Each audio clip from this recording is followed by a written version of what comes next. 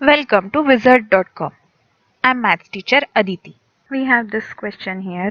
If the English alphabet is written in backward order, then which letter will be 11 to the left of H? Now, original English alphabet original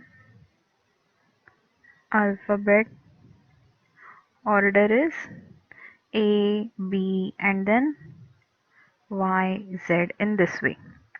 When reversed, we'll write Z first, Y next, and so on till A.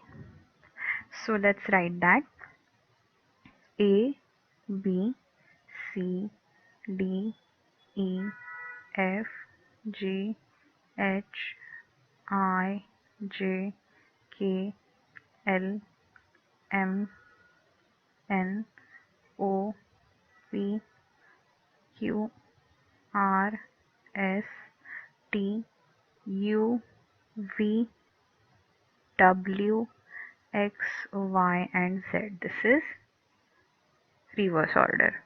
Now we have to find 11th letter to the left of H.